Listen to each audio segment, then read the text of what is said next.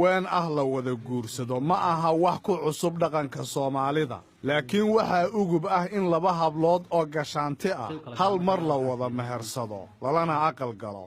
سحرديد إبراهيم عود أيا دوان أروسي لبا قبضود أو كلا إقراء إبراهيم أحمد إيا نمعو مهد حسن إلا يرانتيدي وانكوامي جري waxaan ku dhawaan jeclaa inaan aroos ballaaran ii dhaco labada dumaraan mar wada arooso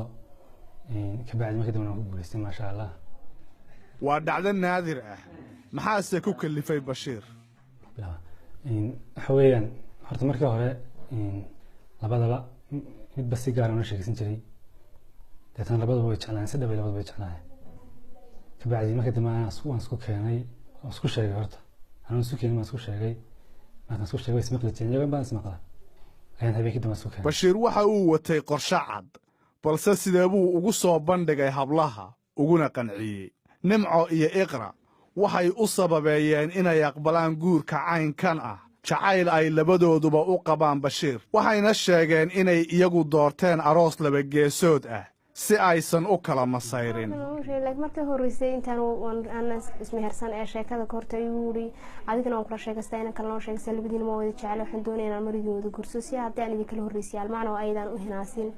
de waxaan ku kala deel kala horeysay kulli qasabta hinaasa waa imanaya tan ugu horeeyo hinaasa hadii ka tooga horeysan waa hinaasa saata waa qasab u imanaya marka ku dhisku marna uga dhigisku marban ka dhigay buu waan ku aqbalay waan ku heshinay ma sha Allah anaguna de markaan ilaa weydiiyay mid walba tiraan ku qanacsanahay saddexdeeda waan isqaabilnay laakiin sheekadu markii sida ahayd ka bacdeen wuxuu noo soo dejiyay inuu marna wada guursado ma sha Allah anaguna waan ku qanacsanay waana ka aqbalnay Bashiir waxa uu ka shaqeeyaa dhismaha guryaha walow ay bulshadu aad ula yaabtay guurka Bashiir haddana waxa uu rajaynayaa inuu mar kale laba dumar ah wada guursado haddii uu dhaqaale u helo balse su'aashu waxay tahay haddii uu hirgeliyo damaciisa cusub iqra iyo nimco ma ka masayri doonaan